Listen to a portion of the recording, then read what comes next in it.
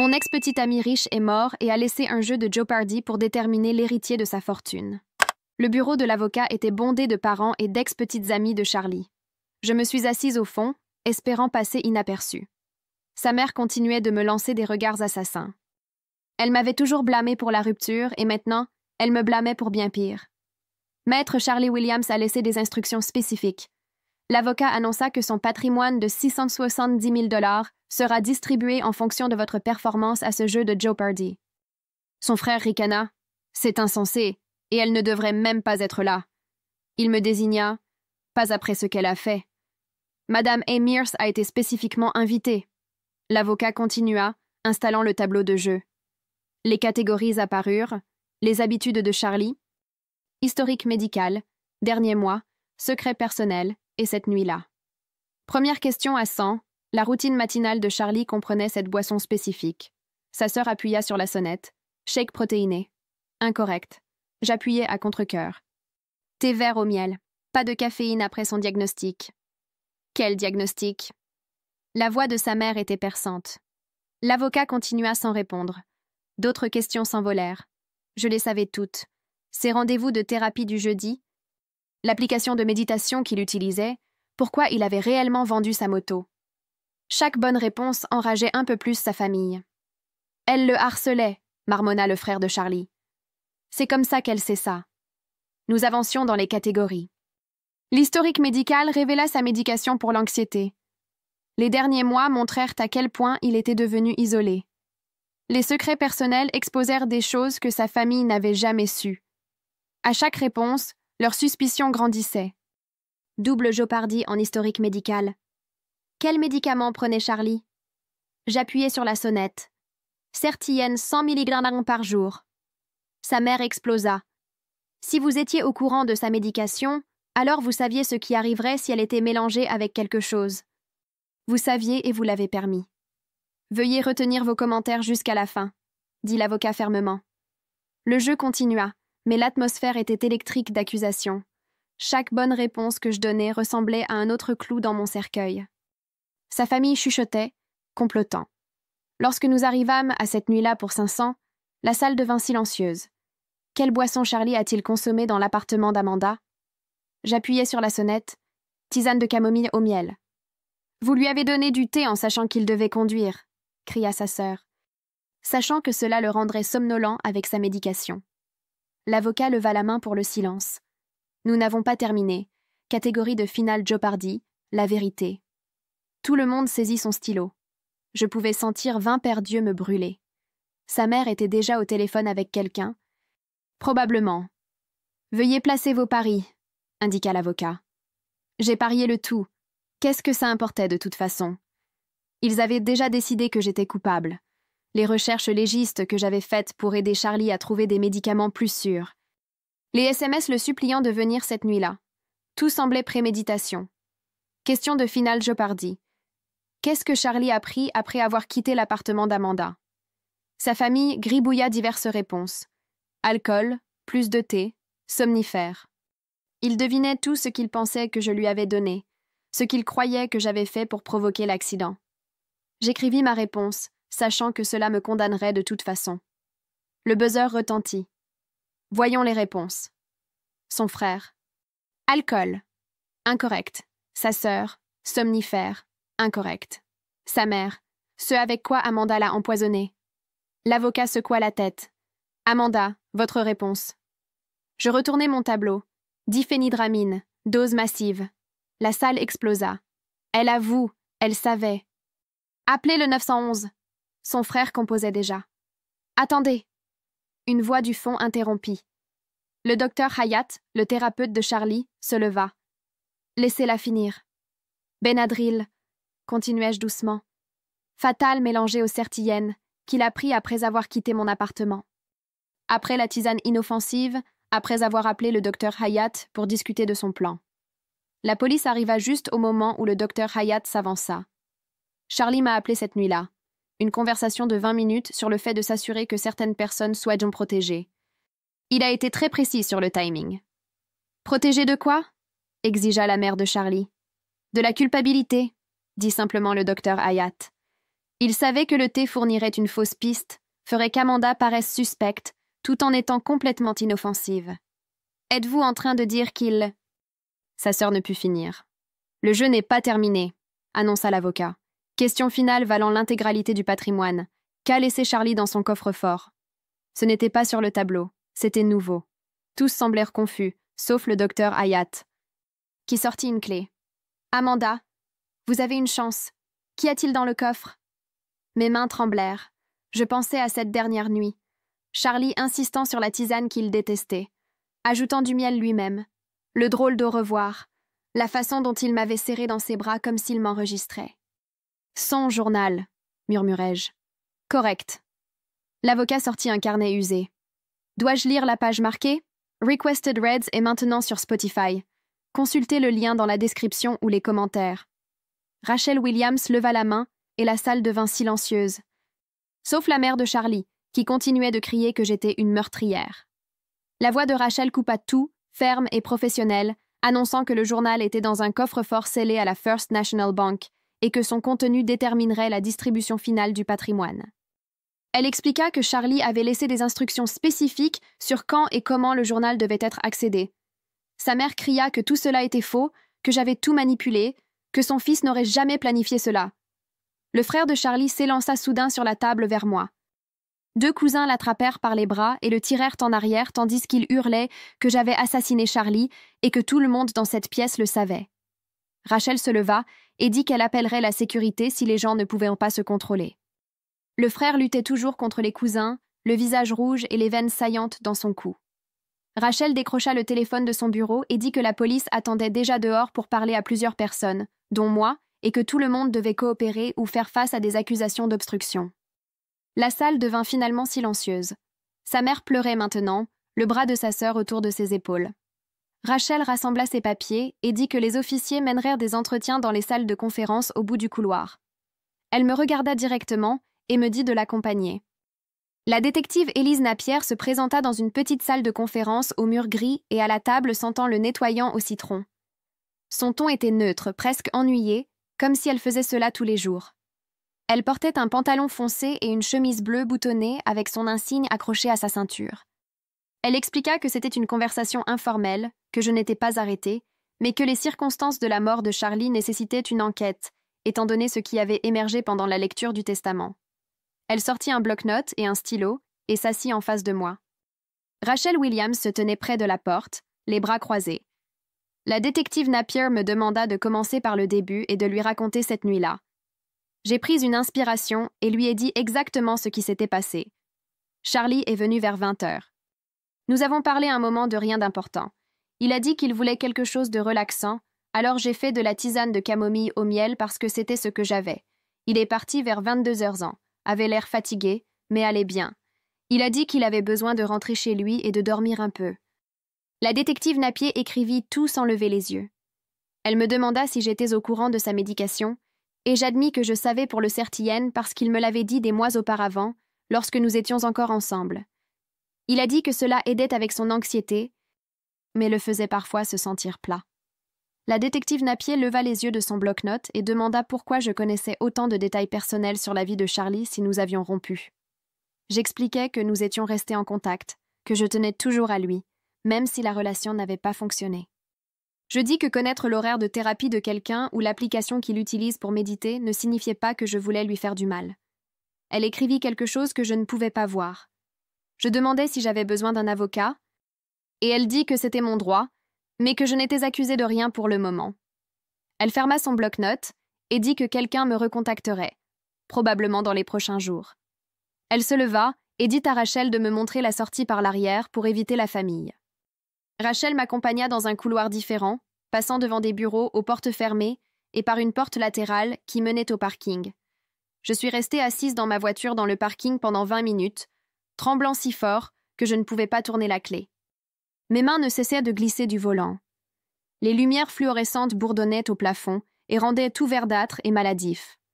Mon téléphone commença à vibrer avec des SMS de numéros que je ne reconnaissais pas. J'ouvris les messages et vis des gens me traiter de meurtrière, disant que je devrais être en prison, menaçant de découvrir où j'habitais.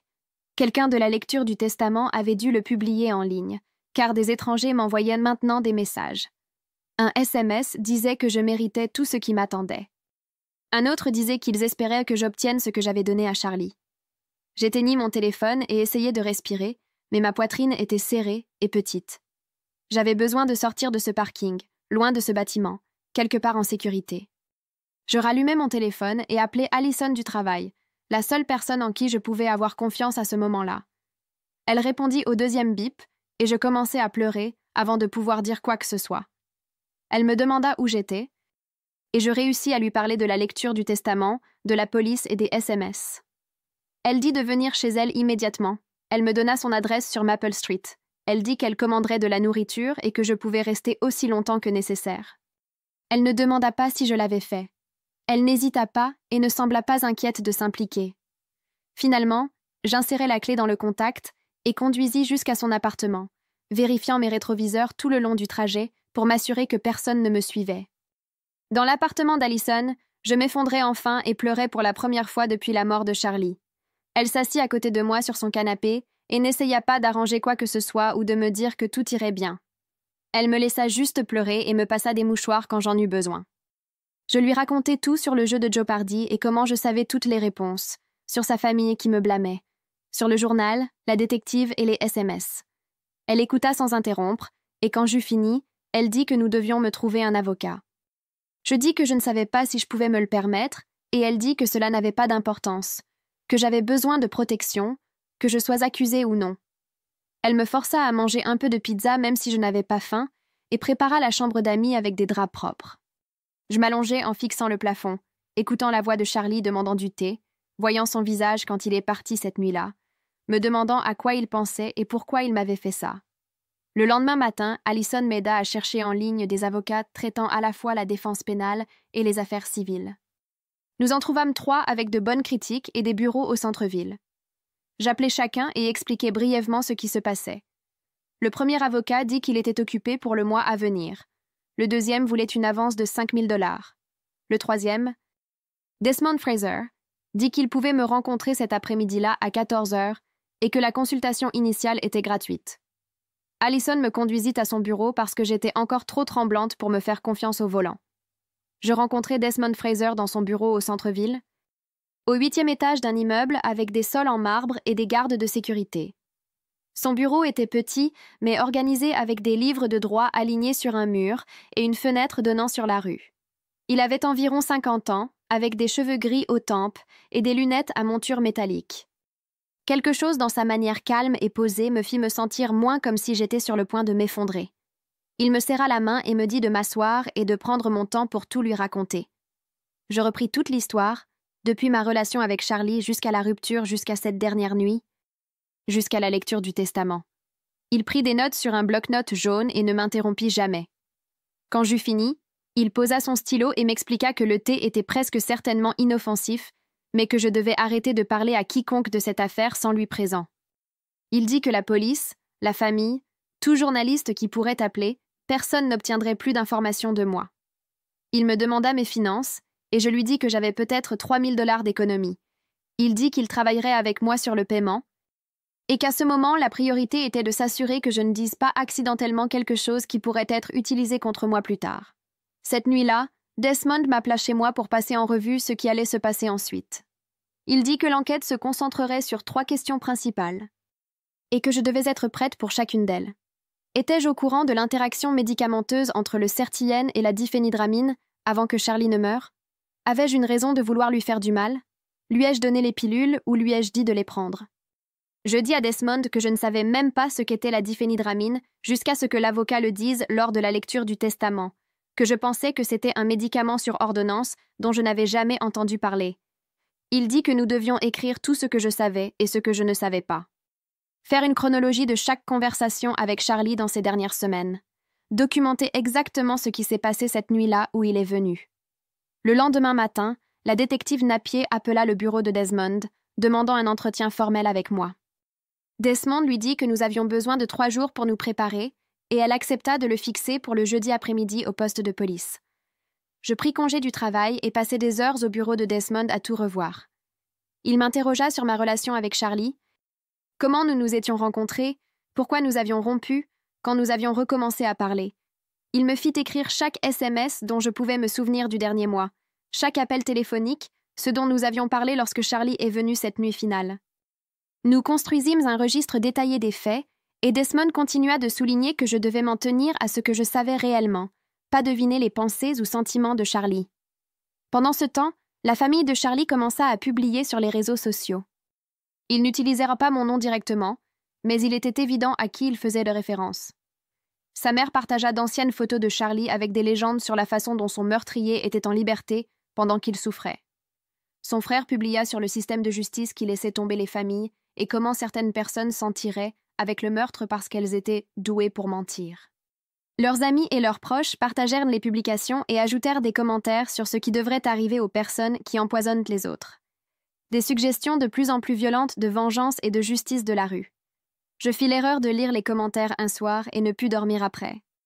Au mercredi, je savais que je devais parler à mon patron de ce qui se passait parce que les publications sur les réseaux sociaux se répandaient et que quelqu'un au travail les verrait éventuellement. Je fixai une réunion et la représentante des RH s'assit, prenant des notes pendant que j'expliquais la mort de Charlie, la lecture du testament et l'enquête. Mon patron fut compatissante, dit qu'elle était désolée pour ce que je traversais, mais je pouvais voir l'inquiétude sur son visage quant à ce que cela signifiait pour l'entreprise. Elle me demanda si je m'attendais à être inculpée, et je dis que mon avocat ne le pensait pas, mais que nous étions toujours au milieu de tout cela. La représentante des RH dit qu'il me soutiendrait, mais me demanda de les tenir informés de tout développement qui pourrait affecter mon travail. Cet après-midi-là, Desmond appela pour dire « Le docteur Hayat avait contacté son bureau. Le thérapeute voulait aider, mais expliqua qu'il était lié par les règles de confidentialité du patient même après la mort de Charlie, à moins qu'un tribunal ne l'oblige légalement à partager l'information. Desmond dit que nous aurions probablement besoin de citer les dossiers de thérapie, ce qui semblait horrible, comme violer à nouveau la vie privée de Charlie, mais cela pourrait être le seul moyen de prouver ce qui s'est réellement passé cette nuit-là. Je détestais que les dernières conversations de Charlie avec son thérapeute soient traînées devant les tribunaux, mais je détestais plus d'être accusé de meurtre. Le jeudi arriva, et je rencontrai Desmond au poste de police du centre-ville. Nous entrâmes dans une salle d'entretien avec la détective Napier et un autre officier qui ne dit pas grand-chose, se contentant d'observer et de prendre des notes. La détective Napier fut professionnelle et méthodique, passant en revue tout dans l'ordre chronologique. Elle m'interrogea sur mon historique de relation avec Charlie, les raisons de notre rupture, pourquoi nous étions restés en contact après. Elle me demanda des détails sur la nuit où il est mort, à quelle heure il est arrivé, de quoi nous avons parlé, à quoi il ressemblait, ce que je lui ai servi, à quelle heure il est parti. Je m'en tins au fait comme Desmond m'avait demandé. Je n'ai pas spéculé sur si Charlie semblait déprimé ou ce qu'il aurait pu planifier. Desmond interrompait occasionnellement pour clarifier une question ou rediriger lorsque la détective Napier s'enquérait de mes interprétations plutôt que de mes observations. Ensuite, la détective Napier sortit un dossier et me montra des impressions de mon historique de recherche Internet, datant de 2 mois avant la mort de Charlie. Des recherches sur les interactions du certillène, les médicaments sûrs contre l'anxiété, les effets secondaires des antidépresseurs. Mon cœur se serra en les voyant car je savais à quel point cela semblait mauvais. Desmond expliqua immédiatement qu'il s'agissait de recherches de réduction des risques, que j'essayais d'aider Charlie à trouver des alternatives plus sûres après qu'il se soit plaint des effets secondaires de son médicament. Pas d'enquêter sur les moyens de lui faire du mal. La détective Napier prit des notes, mais ne fit aucun commentaire. Après la fin de l'entretien et que nous ayons quitté le poste, Desmond me dit que les recherches semblaient mauvaises, mais n'étaient pas une preuve d'intention. Surtout parce qu'elles s'étaient produites des semaines avant la mort de Charlie et étaient clairement axées sur l'information plutôt que sur la planification. Il dit que la vraie question était ce que disait le journal, car les propres mots de Charlie auraient plus de poids que les suppositions de quiconque sur ce qui s'était passé. La semaine suivante, Rachel Williams déposa une requête pour accéder au journal sous scellé judiciaire pour examen probatoire. Son argument était que le contenu était nécessaire pour exécuter correctement le testament et pourrait contenir des informations pertinentes pour l'enquête policière. Le juge des successions fixa une audience pour la semaine suivante. Je retournai au travail et essayai d'agir normalement, mais je pouvais sentir que les gens me regardaient différemment. Certains collègues avec qui j'avais été amicale trouvaient soudain des raisons de m'éviter dans les couloirs. D'autres regardaient fixement quand ils pensaient que je ne regardais pas. Au déjeuner, Allison resta près, s'asseyant avec moi à la cafétéria, même si je touchais à peine ma nourriture. Quelqu'un à une table proche fit un commentaire assez fort pour que nous l'entendions sur les gens qui s'en tirent avec le meurtre.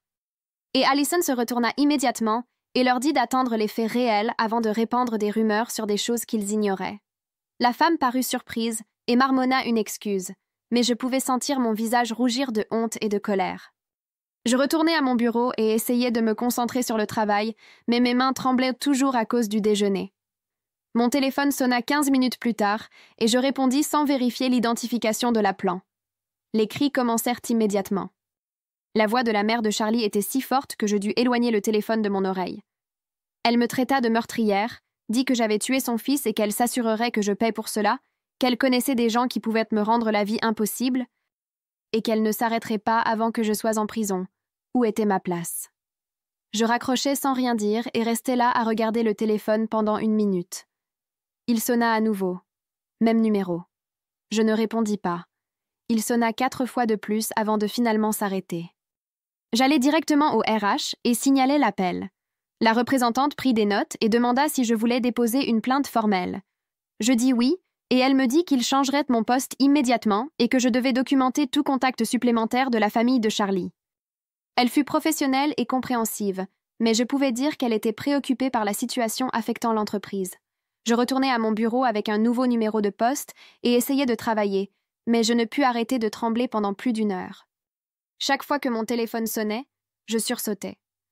Allison vint 2 fois me voir, et la 2e fois, elle m'apporta du café et s'assit avec moi jusqu'à ce que je sois suffisamment calme pour taper quelque chose. 3 jours plus tard, Desmond appela avec la première bonne nouvelle depuis le début de tout cela. Les dossiers de la pharmacie étaient revenus et montraient que Charlie avait acheté la diphénhydramine lui-même. Il utilisa sa propre carte de crédit dans une pharmacie à 3 pâtés de maison de son appartement. L'achat eut lieu 3 jours avant sa mort.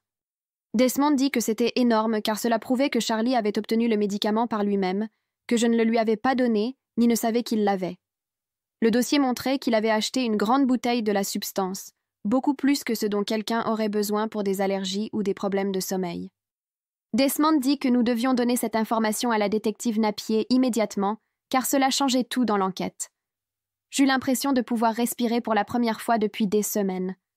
Enfin, il y avait de vraies preuves que je n'avais pas fait ce dont tout le monde m'accusait. Desmond me prévint de ne pas m'emballer trop vite car la famille dirait probablement que j'avais dit à Charlie de l'acheter ou quelque chose du genre. Mais au moins maintenant, il y avait des preuves montrant ses propres actions séparées de tout ce que j'avais fait. L'audience de succession eut lieu la semaine suivante, et je m'assis à l'arrière de la salle d'audience avec Desmond, pendant que les avocats argumentaient sur le journal. Rachel Williams expliqua que le journal était dans un coffre-fort scellé et contenait des informations pertinentes à la fois pour la distribution du patrimoine et pour l'enquête sur la mort de Charlie. La juge était une femme âgée qui semblait fatiguée et ennuyée par toute la situation. L'avocat de la famille de Charlie se leva et argua que l'intégralité du testament devrait être annulée parce que Charlie était clairement mentalement instable lorsqu'il l'avait écrit, que le jeu de Jeopardy prouvait qu'il ne pensait pas clairement. Rachel répondit que la capacité mentale pour l'exécution du testament était une question légale séparée de l'accès au journal, et que le tribunal devait examiner le journal d'abord avant de prendre toute décision sur la validité du testament. La juge écouta les 2 parties, puis dit qu'elle examinerait le journal en privé dans ses appartements, avant de décider quelles portions étaient impertinentes pour le patrimoine et lesquelles pourraient devoir être partagées avec les forces de l'ordre. L'avocat de la famille de Charlie tenta d'argumenter davantage, mais la juge le coupa, disant que sa décision était définitive. L'audience se termina, et je sortis par une porte latérale pour éviter la famille de Charlie qui se rassemblait dans le couloir, l'air en colère. 2 jours après l'audience, Rachel m'appela alors que j'étais au travail. Elle dit que la juge avait fini de lire le journal et avait trouvé de multiples entrées qui déclaraient explicitement l'intention de Charlie de mettre fin à sa propre vie. Les entrées décrivaient son plan d'utiliser la visite du thé comme une fausse piste pour paraître suspecte, alors qu'elle était en fait inoffensive.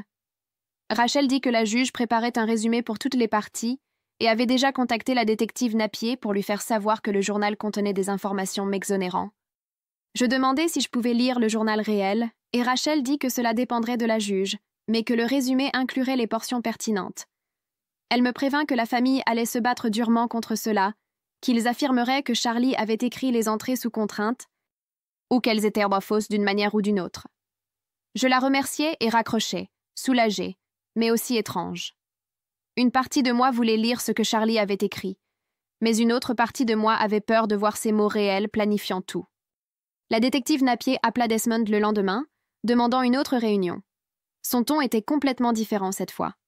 Nous nous retrouvâmes au poste de police, et elle commença par dire que l'enquête était toujours en cours, mais que les entrées du journal changeaient considérablement le paysage. Elle me demanda si Charlie m'avait déjà parlé de suicide, et je dis la vérité. Il luttait contre la dépression, et nous en parlions parfois lorsque nous étions ensemble, mais il ne m'a jamais dit qu'il planifiait activement de mourir. S'il l'avait fait, j'aurais essayé de l'arrêter ou de lui obtenir plus d'aide. La détective Napier prit des notes et s'enquit de sa thérapie avec le docteur Hayat. Je dis que je savais qu'il allait en thérapie, mais qu'il ne partageait pas de détails sur ce qu'il discutait, car c'était privé. Elle me demanda si j'avais remarqué des changements dans son comportement dans les semaines précédant sa mort, et je dis qu'il semblait fatigué et stressé, mais pas plus que d'habitude. La réunion dura environ 30 minutes, et quand elle fut terminée, la détective Napier dit qu'elle me recontacterait. Côté enquête, Desmond dit après que c'était bon, que son ton suggérait qu'il s'éloignait de me traiter comme suspecte. La juge publia le résumé des entrées du journal à toutes les parties. Une semaine plus tard, Desmond m'apporta une copie et je la lus assise dans son bureau. L'écriture de Charlie était exactement comme je m'en souvenais, nette et précise. L'entrée commençait environ 2 mois avant sa mort. Il écrivait à propos de se sentir piégé par les attentes de sa famille et de leur ignorance totale de qui il était réellement. Il écrivait qu'il voulait me protéger de la culpabilité, tout en exposant à quel point sa famille en savait peu sur sa vie. Une entrée disait que le thé serait parfaitement inoffensif, mais parfaitement suspect, que sa famille assumerait immédiatement que je l'avais empoisonné ou drogué parce qu'il me blâmait toujours de toute façon.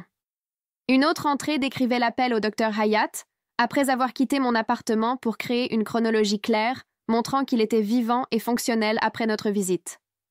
Il écrivait que la vérité finirait par se manifester à travers le journal et la piste de preuve qu'il créait, mais qu'il y aurait une période où je serais suspectée, et qu'il le regrettait, mais que c'était nécessaire pour que son plan fonctionne.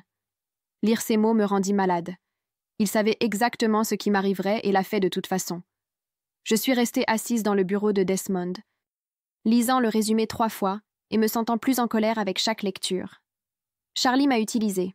Il m'a fait partie de son acte final sans demander, sans se soucier de ce que cela me ferait. Il a écrit qu'il m'aimait et voulait me protéger, mais m'a ensuite préparée à être accusée de meurtre par sa propre famille. La manipulation était là, dans son écriture. Il a planifié chaque détail sachant que sa famille me blâmerait en premier et ne croirait la vérité qu'après. Apparemment, il pensait que ça valait le coup de me faire vivre l'enfer tant que la vérité finirait par m'exonérer. Je voulais lui crier dessus, mais il était mort, alors tout ce que je pouvais faire était de rester assise, tremblant de colère et de chagrin mélangés. Desmond me laissa m'asseoir en silence un moment, puis demanda si j'allais bien. Je dis non, mais que je le serais éventuellement. Il dit que c'était une réponse normale et que n'importe qui serait furieux en lisant quelque chose comme ça. Ce qui était étrange, c'est que Charlie me manquait toujours, même si j'étais complètement en colère contre ce qu'il avait fait. Le chagrin est compliqué de cette façon. Desmond déposa une requête la semaine suivante pour accéder aux enregistrements d'appels et aux notes de session du docteur Hayat sous citation à comparaître. La requête arguait que les dossiers étaient nécessaires pour soutenir les affirmations du journal concernant l'appel téléphonique de Charlie cette nuit-là. Nous devions prouver que Charlie avait réellement appelé le médecin après avoir quitté mon appartement comme il l'avait écrit dans le journal. L'avocat du docteur Hayat répondit en quelques jours, disant qu'il ne contesterait pas la citation si elle était émise correctement par le tribunal. La réponse reconnaissait que les circonstances spéciales de l'affaire justifiaient de briser les règles normales de confidentialité.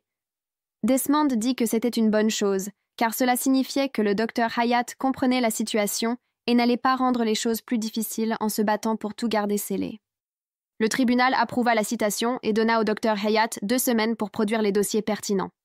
Je me sentais mal de traîner les notes privées du docteur Hayat dans tout cela, mais j'avais besoin de chaque pièce de preuve que je pouvais obtenir pour prouver que je n'avais pas tué Charlie. Les notes de session arrivèrent au bureau de Desmond 10 jours plus tard. Elles confirmèrent tout ce que disait le journal. Charlie appela le docteur Hayat exactement à 22h47 la nuit de sa mort, soit 20 minutes après avoir quitté mon appartement. Les notes décrivaient leur conversation en langage professionnel, mais la signification était claire. Charlie dit au docteur Hayat qu'il était calme et résolu quant à sa décision. Ils discutèrent des arrangements finaux et Charlie mentionna spécifiquement s'assurer que certaines personnes seraient protégées de la culpabilité. Les notes disaient que Charlie semblait serein et que le docteur Hayat tenta de le convaincre d'aller à une session d'urgence, mais Charlie refusa. Le docteur Hayat documenta qu'il avait évalué Charlie comme étant en danger imminent, mais que Charlie était un adulte capable qui refusait l'intervention. Les notes se terminaient avec le docteur Hayat écrivant qu'il se sentait impuissant, mais qu'il ne pouvait légalement pas forcer Charlie à se faire soigner. Lire les notes rendit tout plus réel. Ce n'était plus seulement la version de Charlie dans son journal. La documentation professionnelle du docteur Hayat soutenait tout ce que Charlie avait écrit sur son plan et son timing. 2 jours après avoir obtenu les notes de session, Desmond reçut une lettre de l'avocat de la famille de Charlie. La lettre indiquait que la famille avait l'intention de déposer une plainte pour mort injustifiée contre moi indépendamment de ce que l'enquête criminelle trouverait. Leur affirmation était que même si je n'avais pas directement causé la mort de Charlie, j'avais créé les circonstances qui y ont mené. L'avocat m'a lu la lettre au téléphone et j'ai pu entendre la frustration dans sa voix. Il a dit que c'était surtout une posture et qu'il savait que leur cas était faible, mais qu'ils essayaient de me faire pression pour que je renonce à tout héritage du patrimoine. Il a dit que nous devions le prendre au sérieux, car même les poursuites faibles coûtent cher à défendre et le processus serait stressant. J'ai demandé combien coûterait la lutte et il a dit potentiellement des dizaines de milliers, selon jusqu'où ils iraient. Je n'avais pas ce genre d'argent et l'idée de subir plus de batailles juridiques me donnait envie de céder. Desmond a dit de ne prendre aucune décision pour l'instant, que nous devrions attendre de voir s'il déposait réellement la plainte ou si c'était juste une menace pour m'effrayer. Je suis arrivée au travail le lundi matin et j'ai senti le changement immédiatement. Les gens s'arrêtèrent de parler lorsque je passais devant leur bureau. Quelqu'un a détourné l'écran de son ordinateur pendant que je marchais. J'ai pris du café dans la salle de repos et j'ai entendu des chuchotements derrière mon dos qui se sont coupés lorsque je me suis retournée. À l'heure du déjeuner, j'avais compté au moins 6 collègues qui avaient soudain besoin d'être ailleurs lorsque j'entrais dans une pièce. Allison m'a trouvée en train de manger seule à mon bureau et s'est assise sans demander. Elle m'a dit que le moulin à rumeurs avait explosé pendant le week-end après que quelqu'un ait partagé des captures d'écran des publications sur les réseaux sociaux de la famille de Charlie. Apparemment, la moitié du bureau pensait que j'avais empoisonné Charlie et m'en était tirée. L'autre moitié pensait que j'étais au moins partiellement responsable de ne pas l'avoir arrêté. J'ai demandé si notre patronne était au courant et Allison a dit oui, qu'il y avait eu des plaintes concernant ma présence à l'étage. Mon cœur s'est serré. J'ai passé l'après-midi à faire semblant de travailler tout en sentant les yeux de tout le monde sur moi. Vers 15h, ma patronne m'a appelée dans son bureau avec la représentante des RH déjà là. Elles m'ont expliqué qu'elles allaient me déplacer temporairement à un étage différent pour mon propre confort et pour réduire la tension sur le lieu de travail. Je savais ce que cela signifiait. On m'isolait de tout le monde parce que les gens ne voulaient pas travailler près de quelqu'un qu'ils croyaient être une meurtrière. La représentante des RH a dit qu'elle prenait le harcèlement au travail au sérieux et que toute personne faisant des commentaires directs subirait des conséquences, mais elle ne pouvait pas contrôler ce que les gens pensaient ou disaient en privé. J'ai emballé mes fournitures de bureau dans une boîte cet après-midi-là, pendant que mes collègues faisaient semblant de ne pas regarder. Allison m'a aidé à tout transporter au nouvel étage, qui était principalement des cubicules vides utilisés pour le travail excédentaire. Elle était furieuse, disant que c'était injuste, que je ne devrais pas être celle qui est punie. Je lui ai dit que c'était bon, que j'avais juste besoin de surmonter ça. Le lendemain matin, Allison n'était pas à son bureau. Je lui ai envoyé un SMS et elle m'a dit qu'elle avait été sanctionnée pour avoir confronté quelqu'un qui avait fait un commentaire sur moi dans la salle de repos hier. Apparemment, elle leur a dit de se taire et de s'occuper de leurs propres affaires, et l'autre personne l'a signalée pour avoir créé un environnement de travail hostile. Je me suis sentie malade, sachant qu'elle subissait des conséquences pour m'avoir défendue. Desmond a appelé 3 jours plus tard, disant que le rapport de toxicologie était revenu. Sa voix semblait différente, plus soulagée. Le rapport montrait des niveaux létaux de diffie combinés aux certillènes, aucun alcool du tout, et seulement des traces de tisane de camomille qui n'avaient aucune interaction médicamenteuse avec quoi que ce soit dans le système de Charlie. Les notes du médecin légiste déclarèrent spécifiquement que le thé était sans rapport avec la cause du décès. Desmond avait déjà partagé le rapport avec l'adril lui-même après avoir quitté mon appartement. Probablement dans sa voiture d'après la chronologie. La toxicologie prouvait au-delà de tout doute que rien de ce que je lui avais donné n'avait causé ou contribué à ce qui s'était passé. Desmond a dit que c'était énorme pour l'enquête criminelle, mais m'a prévenu que la famille pourrait toujours intenter une action civile.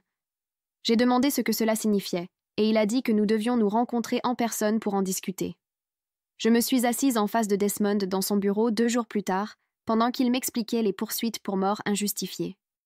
Même si je ne serais pas accusée au pénal, la famille de Charlie pouvait toujours me poursuivre au civil. Ils pourraient alléguer que j'ai été négligente, que j'aurais dû reconnaître son état mental, que l'inviter à la maison cette nuit-là a créé les circonstances qui ont conduit à sa mort. Les procès civils avaient une charge de la preuve inférieure aux affaires pénales. Ils n'avaient pas besoin de prouver que j'avais l'intention de nuire, seulement que mes actions avaient contribué au résultat. J'ai demandé combien coûterait de me défendre contre une telle chose. Desmond s'est penché en arrière et a dit « Potentiellement des dizaines de milliers, peut-être plus selon jusqu'où ils vont. Honoraires d'avocats, témoins experts, frais de justice, dépositions. Même si je gagnais, je perdrais quand même tout cet argent. » Je lui ai dit que je n'avais pas des dizaines de milliers de dollars. J'avais à peine quelques milliers d'économies. Desmond a dit que nous y penserions s'il déposait réellement la plainte, que parfois la menace d'une poursuite n'était que cela, une menace visant à me faire pression pour que je renonce à tout héritage du patrimoine, mais que je devais être préparée à la possibilité qu'il l'amène à terme malgré les preuves. J'ai appelé une thérapeute cette nuit-là car je ne pouvais plus dormir. Chaque fois que je fermais les yeux, je voyais Charlie assis dans sa voiture après avoir quitté mon appartement, prenant ses pilules, prenant la décision qui allait détruire nos 2 vies. Je revivais sans cesse notre dernière conversation, cherchant des signes que j'avais manqués. Avait-il eu l'air étrange? Était-il en train de dire au revoir? Pourquoi n'avais-je pas remarqué que quelque chose n'allait pas? L'attaque de panique a commencé au travail. Des moments soudains où je ne pouvais plus respirer, et mon cœur s'emballait et j'étais certaine que tout le monde pouvait voir que j'étais en train de craquer. La thérapeute avait une place libre cette semaine, et je l'ai prise même si je ne pouvais pas vraiment me le permettre. Son bureau était petit et calme, et elle ne m'a pas regardée comme si j'étais une meurtrière quand je lui ai expliqué pourquoi j'étais là. Elle m'a demandé en quoi j'avais besoin d'aide, et j'ai dit en tout. Que je ne pouvais pas arrêter de penser à cette nuit, que je me sentais responsable même si tout le monde disait que je ne l'étais pas, que j'étais en colère contre Charlie pour m'avoir fait ça. Elle a écouté sans interrompre et a ensuite dit quelque chose qui a changé ma façon de penser à tout. Charlie a pris une décision. Elle a dit que sa décision de mettre fin à sa vie n'appartenait qu'à lui, mais son choix de m'impliquer sans mon consentement, de m'utiliser dans le cadre de son plan, de me préparer à être blâmé par sa famille, était un mal qu'il avait choisi de m'infliger. Je pouvais le pleurer et être furieuse contre lui en même temps. Ses sentiments ne s'annulaient pas. Desmond a rappelé avec de nouvelles informations de la banque. Leurs registres montrèrent que Charlie avait visité son coffre-fort la veille de sa mort. C'était juste pendant les heures d'ouverture et il a passé 40 minutes dans la salle du coffre. Les images de sécurité de la banque l'ont montré en train de placer plusieurs articles dans le coffre, y compris ce qui semblait être un cahier. L'horodatage prouvait qu'il y avait été moins de 24 heures avant sa mort. Cela soutenait tout ce que disait le journal sur la préméditation et la planification. Charlie n'avait pas pris une décision impulsive cette nuit-là. Il avait tout préparé à l'avance, tout écrit, tout verrouillé, où cela serait trouvé par la suite. Les preuves continuèrent de dresser le tableau de quelqu'un qui avait planifié chaque détail de sa mort, y compris comment me protéger de la culpabilité éventuellement, tout en s'assurant que je souffre d'abord. Rachel Williams a envoyé une notification formelle à toutes les parties, selon laquelle la juge des successions avait fixé une audience pour déterminer si le mécanisme du jeu de Jeopardy était légalement valide. L'audience aborderait la manière dont le patrimoine devrait être distribué, compte tenu de tout ce qui avait été révélé. La famille de Charlie se battait pour que le jeu soit complètement invalidé. Leur avocat a soutenu que Charlie était mentalement instable lorsqu'il avait créé le testament et que le jeu prouvait son esprit malsain. Ils voulaient que le patrimoine soit divisé également entre les parents par le sang et que je sois exclue entièrement. L'audience était fixée dans 6 semaines, donnant à chacun le temps de préparer ses arguments. Rachel a dit que la juge maintiendrait probablement le testament puisque Charlie était sous soins psychiatriques et que son thérapeute ne l'avait jamais déclaré incompétent. Mais la contestation de la famille signifiait plus de procédures judiciaires, plus de temps dans les limbes, plus de chances que je sois attaquée publiquement. Plus de preuves sont arrivées de l'enquêteur de Desmond. Les relevés de cartes de crédit montraient que Charlie avait acheté du miel 2 jours avant sa mort. Pas n'importe quel miel, mais la marque biologique spécifique que j'avais dans mon appartement. Il l'avait acheté dans une épicerie près de chez lui. Il a payé avec sa carte de crédit, laissant une trace documentaire claire. Cela signifiait qu'il avait apporté son propre miel cette nuit-là et l'avait ajouté lui-même au thé.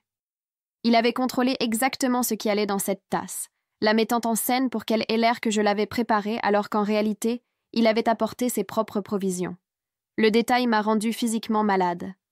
J'ai pensé à lui dans ma cuisine, ajoutant soigneusement du miel qu'il avait acheté spécifiquement dans ce but, s'assurant que la tisane était exactement ce qu'il voulait qu'elle soit. Rien au hasard, rien de spontané, chaque élément planifié et contrôlé. Un chauffeur de covoiturage a contacté la police au sujet des images de la dashcam de la nuit où Charlie est mort. Le chauffeur était garé dans ma rue en attendant un enlèvement et sa caméra a capturé la voiture de Charlie en arrière-plan. Le redatage montrait 22h32, environ 15 minutes après que Charlie ait quitté mon appartement. La vidéo montrait Charlie assis dans sa voiture, ne conduisant pas, juste assis là, regardant quelque chose de petit dans ses mains. La qualité de la vidéo n'était pas assez claire pour identifier ce qu'il tenait, mais le timing correspondait parfaitement à celui où il se préparait à prendre les pilules. La détective Napier a partagé les images avec Desmond, ajoutant une pièce de plus à la chronologie. Charlie n'était pas parti en conduisant, puis avait décidé de prendre le Benadryl. Il s'était assis devant mon immeuble, avait regardé ce qu'il tenait, probablement les pilules, et avait pris sa décision finale juste là, en vue de mon appartement. L'assistante de Desmond a appelé, disant que la sœur de Charlie avait téléphoné pour demander à me parler. Après en avoir discuté avec Desmond, nous avons accepté un bref appel supervisé. Elle appellerait son bureau, et je serais en haut-parleur avec Desmond présent pour s'assurer que rien ne soit dit qui pourrait être utilisé contre moi plus tard. L'appel a eu lieu cet après-midi-là. Sa voix semblait fatiguée et incertaine. Rien à voir avec la femme en colère de la lecture du testament. Elle a dit qu'elle avait lu toutes les preuves, le rapport de toxicologie, les relevés bancaires, les extraits du journal. Elle avait des questions sur ce qui était dit à sa mère car certaines informations ne correspondaient pas à ce que l'avocat de la famille disait. Elle a demandé si nous pouvions parler, vraiment parler, de ce qui s'était passé. J'ai regardé Desmond et il a hoché la tête légèrement. Je lui ai dit la vérité. J'aimais Charlie. Nous avons eu des problèmes et la rupture a été difficile, mais je n'ai jamais voulu qu'il meure. J'étais en colère contre lui pour ce qu'il avait fait, pour m'avoir utilisé dans le cadre de son plan, pour m'avoir mise dans ce cauchemar avec sa famille. Je lui ai expliqué que le thé était inoffensif, qu'il avait apporté son propre miel, à propos des pilules qu'il avait achetées lui-même. Elle a écouté en silence et a ensuite dit quelque chose qui m'a surprise. Elle a dit que son frère alimentait sa mère en informations sélectives, ne lui montrant que des choses qui me faisaient en paraître coupable, cachant les preuves qui indiquaient la planification de Charlie. Son frère était convaincu que j'avais tout manipulé d'une manière ou d'une autre, que les preuves étaient fabriquées ou mal interprétées. Elle ne savait plus quoi croire, mais elle voulait entendre ma version directement. Je lui ai demandé si elle pensait que je l'avais tué. Elle laisse rester silencieuse pendant un long moment, puis a dit non. Elle ne pensait pas ça, mais elle ne savait pas comment réconcilier le frère qu'elle connaissait avec quelqu'un qui planifierait quelque chose d'aussi élaboré et cruel. Je lui ai dit que je ne savais pas non plus comment le réconcilier, que j'essayais toujours de comprendre comment la personne que j'aimais pouvait me faire ça. Nous n'avons pas beaucoup parlé après cela. Elle m'a remercié d'avoir parlé avec elle et a dit qu'elle avait besoin de temps pour tout assimiler. L'appel s'est terminé et je me suis assise dans le bureau de Desmond. Me sentant étrange, comme si peut-être une personne dans la famille de Charlie finirait par croire que je n'étais pas un monstre. 2 jours plus tard, Desmond a appelé, disant que la détective Napier voulait parler. Il l'a mise en haut-parleur dans son bureau, et sa voix sonnait presque amicale par rapport à nos premières conversations.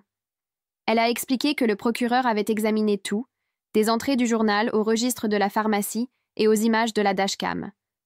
Les preuves montraient que Charlie avait acheté les pilules lui-même, les avait prises lui-même et avait fait de grands efforts pour que ses actions semblent indépendantes de toute autre personne. Elle a dit que les charges criminelles semblaient improbables, car il n'y avait aucune preuve que j'avais fourni le médicament fatal ou que je savais qu'il le prendrait. Le dossier serait probablement clos en tant que suicide d'ici quelques semaines, une fois les examens finaux terminés. Je l'ai remerciée, et elle a fait une pause, avant de dire qu'elle était heureuse que l'enquête arrive à la bonne conclusion, qu'elle savait que ces dernières semaines avaient été difficiles pour moi. Après avoir raccroché, je suis restée assise sur mon canapé à regarder mon téléphone pendant longtemps. Pas de charge signifiait que je n'allais pas être arrêtée ou poursuivie, Mais cela n'effaçait pas les accusations ou la suspicion ou la façon dont la famille de Charlie me regardait. Le lendemain matin, je me suis réveillée avec un email d'une adresse que je n'ai pas reconnue au début. La ligne d'objet disait de Sarah Williams, et mon cœur s'est serré quand j'ai réalisé que c'était la sœur de Charlie. L'email était court, peut-être 5 phrases au total. Elle a écrit qu'elle avait lu toutes les preuves que l'avocat de la famille avait rassemblées, y compris les entrées du journal et les registres de la pharmacie et les enregistrements téléphoniques. Elle a dit qu'elle croyait les preuves et qu'elle était désolée pour ce que j'avais traversé pendant l'enquête et à la lecture du testament. Mais ensuite, elle a écrit que sa mère n'accepterait jamais ce que les preuves montraient, que la douleur était trop forte et que quelqu'un devait être blâmé. Elle a terminé en disant qu'elle devait soutenir sa famille, même si elle croyait personnellement que je n'avais pas fait de mal à Charlie.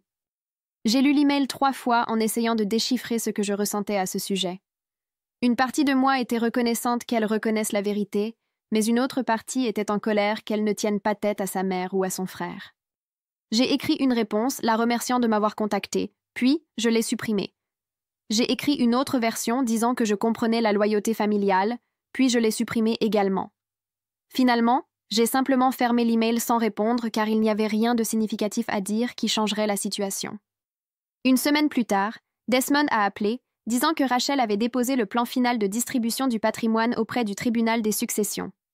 Le plan donnait à la mère, aux frères et à la sœur de Charlie, chacun environ 70 000 $ du patrimoine. 200 000 $ supplémentaires allaient aux 3 organisations de santé mentale que j'avais choisies, réparties également entre elles. Ma part, qui aurait été d'environ 150 000 $, était conditionnée à ce que je signe des accords, la donnant entièrement au même groupe de santé mentale. Rachel avait également inclus des dispositions pour couvrir tous les frais juridiques et les frais de justice du patrimoine avant toute distribution. Desmond m'a demandé si je voulais revoir les documents avant l'audience du tribunal, et je lui ai dit que je faisais confiance à son jugement et que je signerais ce qu'il fallait signer. L'audience était prévue dans 10 jours, donnant à la famille de Charlie le temps d'examiner le plan et de soulever toute objection. Je suis retournée au travail pendant ces 10 jours, essayant de reconstruire un sentiment de routine normale. Mon patron avait été compréhensif au sujet du congé, mais je pouvais sentir qu'il était soulagé de me revoir et que je sois fonctionnelle. L'audience de succession a eu lieu un jeudi matin dans une salle d'audience différente de là où s'était déroulée la lecture du journal. Je me suis assise avec Desmond à une table pendant que l'avocat de la famille de Charlie s'asseyait à une autre. Rachel s'est levée pour présenter le plan de succession à la juge, expliquant chaque distribution et la logique derrière elle. La juge a posé quelques questions sur les dons caritatifs et s'ils s'alignaient sur les souhaits déclarés de Charlie dans le testament. Rachel a fait référence à des passages spécifiques du testament et du journal qui montraient que Charlie avait voulu que des portions substantielles aillent à des causes de santé mentale. La mère de Charlie n'était pas là. Son avocat a expliqué qu'elle était trop bouleversée pour y assister et l'avait autorisée à représenter ses intérêts. Le frère de Charlie s'est assis au dernier rang et quand j'ai regardé une fois, il me fixait avec la même expression de colère qu'il avait utilisée à la lecture du testament.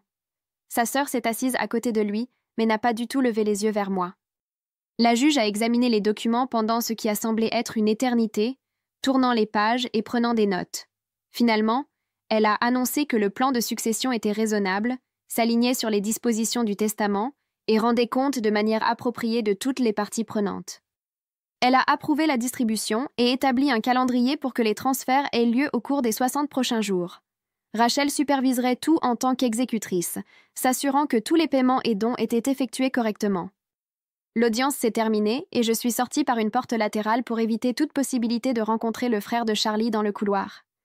3 semaines après l'audience de succession, Desmond m'a transféré une lettre de l'avocat du Dr Hayat.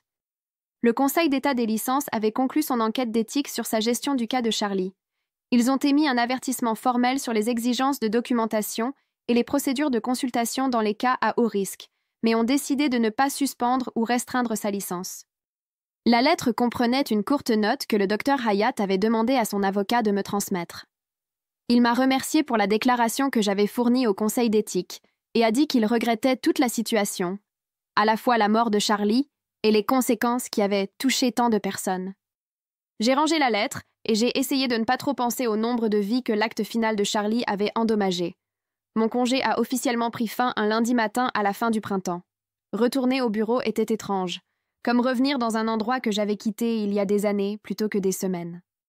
Apparemment, les RH avaient organisé une sorte de formation de sensibilisation pendant mon absence, car il y avait un mémo dans ma boîte de réception concernant le harcèlement au travail et le fait de faire des hypothèses sur les enquêtes en cours.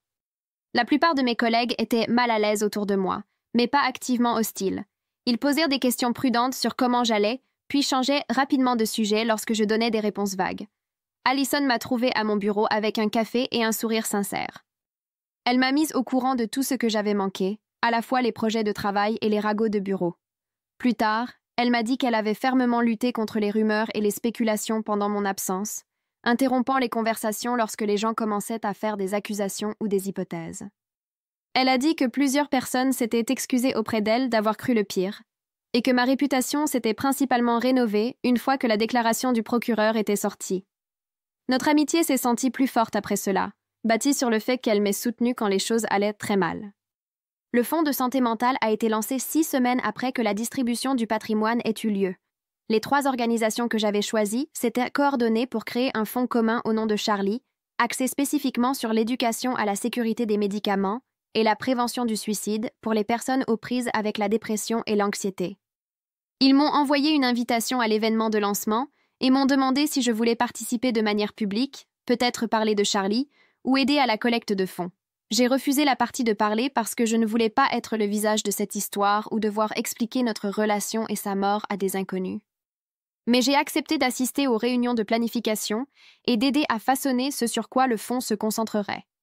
Cela m'a semblé la seule chose significative qui soit sortie de tout ce cauchemar, transformer le patrimoine de Charlie en quelque chose qui pourrait réellement aider les gens, au lieu de seulement enrichir sa famille ou moi. L'été est arrivé, et j'ai réalisé que je n'avais pas visité la tombe de Charlie depuis les funérailles. J'ai conduit au cimetière un samedi matin, 3 mois après la lecture du testament. Sa tombe était dans une section plus récente, avec une simple pierre tombale plate affichant son nom et ses dates.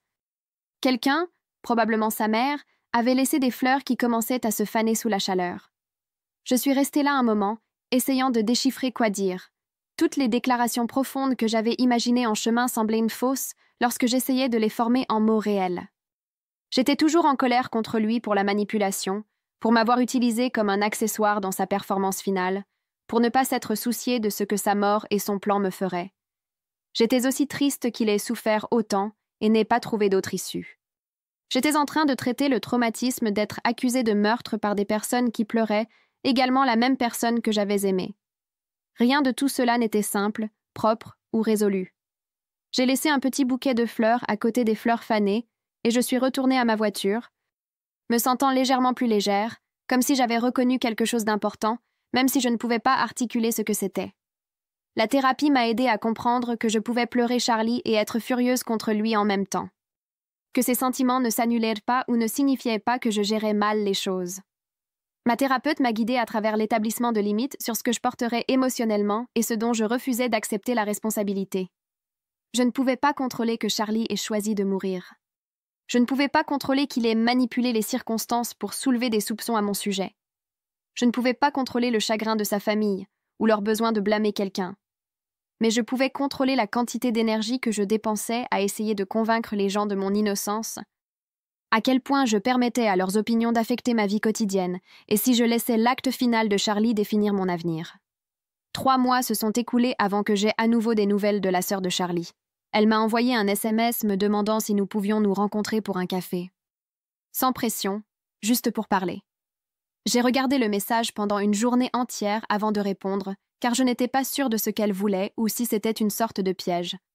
Desmond a dit que c'était mon choix, mais de se rencontrer dans un endroit public si je décidais d'y aller. Nous nous sommes rencontrés dans un café du centre-ville un samedi matin, et les premières minutes ont été tellement mal à l'aise que nous avons toutes les deux juste remué nos boissons sans parler. Finalement, elle a dit qu'elle avait réfléchi à tout ce qui était ressorti pendant l'enquête et qu'elle voulait comprendre qui était vraiment Charlie, puisque le journal montrait à quel point sa famille ne le connaissait pas. Je lui ai raconté notre relation, les bonnes parties et les disputes, comment il pouvait être attentionné un jour et complètement fermé le lendemain. Elle a partagé des histoires sur leur enfance qui expliquaient certains de ces schémas, comment les attentes de leur mère l'écrasaient, comment leur père était parti quand Charlie avait 12 ans et qu'il ne l'avait jamais vraiment traité. Nous avons parlé pendant 2 heures et à la fin, aucune de nous ne pleurait, mais nous avions toutes les deux l'air fatiguées. Elle a dit qu'elle ne pouvait pas être mon amie à cause de sa mère, mais qu'elle voulait que je sache qu'elle croyait les preuves et ne pensait pas que je lui avais fait du mal. Je l'ai remerciée et nous nous sommes séparés sur le parking avec l'idée que ce serait probablement la seule conversation que nous aurions, mais que c'était important que nous l'ayons eue. Les publications sur les réseaux sociaux me concernant ont progressivement commencé à disparaître à mesure que d'autres scandales prenaient le dessus sur les nouvelles des gens. Quelqu'un commentait encore occasionnellement d'anciennes publications en me traitant de meurtrière. Mais le harcèlement actif s'est arrêté une fois que la déclaration du procureur est devenue publique. J'ai mis mes comptes en privé et j'ai arrêté de chercher mon nom obsessionnellement chaque matin pour voir quelles nouvelles accusations étaient apparues pendant la nuit. Ma thérapeute m'a aidé à comprendre que certaines personnes croiraient toujours que j'étais coupable, quelle que soit la preuve existante, et je ne pouvais pas contrôler cela ou dépenser de l'énergie à essayer de changer leurs esprits.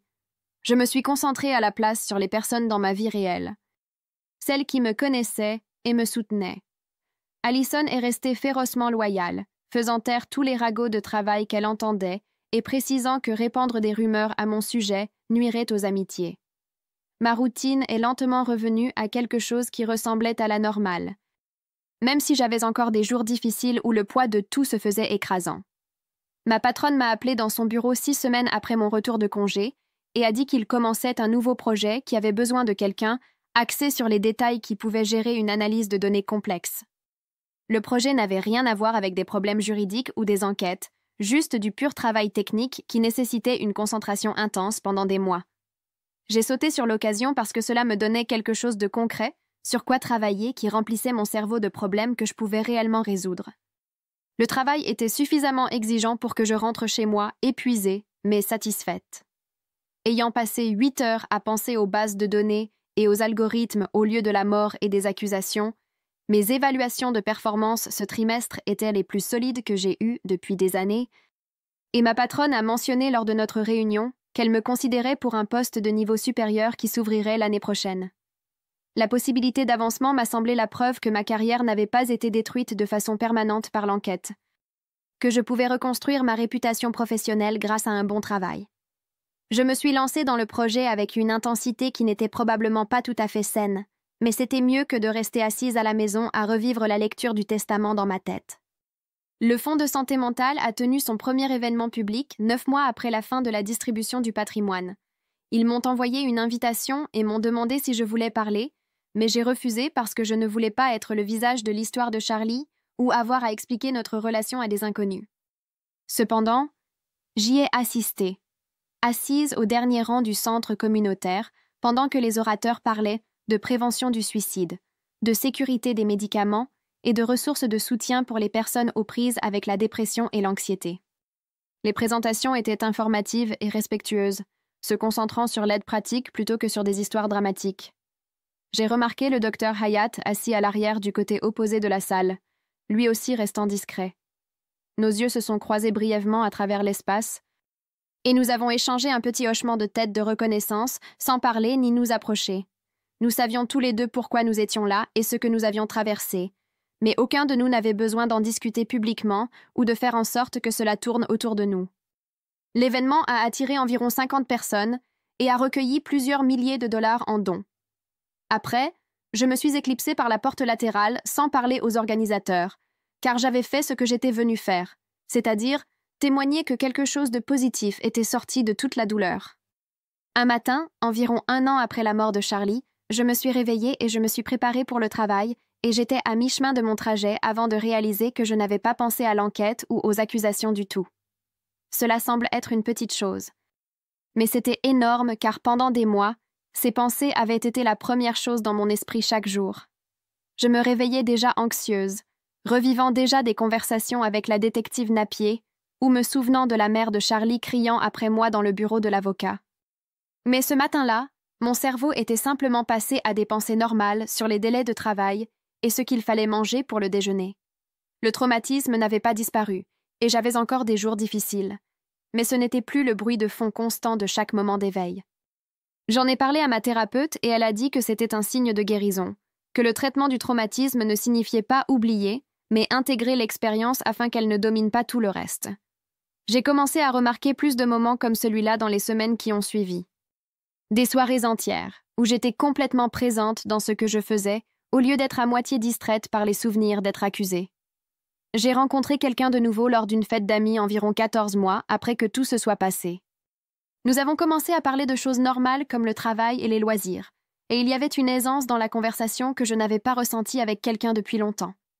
Nous avons eu quelques rendez-vous, prenant les choses lentement car je n'étais pas prête à me précipiter dans quelque chose de sérieux. Lors de notre 4e rendez-vous, je lui ai parlé de Charlie, de toute l'histoire, y compris l'enquête et les accusations. Il a écouté sans interrompre, a posé quelques questions pour mieux comprendre, puis a dit qu'il appréciait que je lui fasse confiance avec quelque chose d'aussi difficile. Il ne m'a pas traitée comme si j'étais endommagée ou fragile après, n'a pas posé d'interminables questions de suivi ou n'a pas agi étrangement autour de moi. Cela m'a semblé un pas petit, mais important vers le fait de faire à nouveau confiance aux gens. La preuve que je pouvais être honnête sur ce qui s'était passé sans que cela définisse comment quelqu'un me voyait. Nous avons continué à sortir ensemble casuellement, et j'ai fait attention à ne pas aller trop vite, mais avoir quelqu'un de nouveau dans ma vie qui connaissait la vérité et ne me jugeait pas pour elle m'a aidé à me sentir moins isolée. Desmond m'a transféré un email de l'avocat de la famille de Charlie environ 18 mois après la clôture du patrimoine. La famille voulait être tenue informée du travail du Fonds de santé mentale et a demandé des rapports trimestriels sur la façon dont l'argent était utilisé. Le ton était formel et distant, mais pas hostile, reconnaissant leur douleur et l'héritage de leur fils, sans faire d'accusation à mon sujet. J'ai accepté par l'intermédiaire de Desmond que l'organisation du fonds leur envoie des mises à jour trimestrielles. Maintenant une distance appropriée tout en respectant qu'ils avaient le droit de savoir comment le patrimoine de Charlie aidait les gens. Cela m'a semblé une limite raisonnable, leur donnant des informations sans nécessité de contact direct entre nous. Le coordinateur du fonds m'a dit que la famille n'assistait jamais aux événements ou ne s'impliquait pas au-delà de la réception des rapports, mais que savoir que l'argent était utilisé correctement semblait leur importer. Je pensais parfois à la sœur de Charlie, et je me demandais si c'était elle qui avait fait pression pour cet arrangement, essayant de trouver un terrain d'entente entre la colère de sa mère et la réalité de ce que les preuves montraient.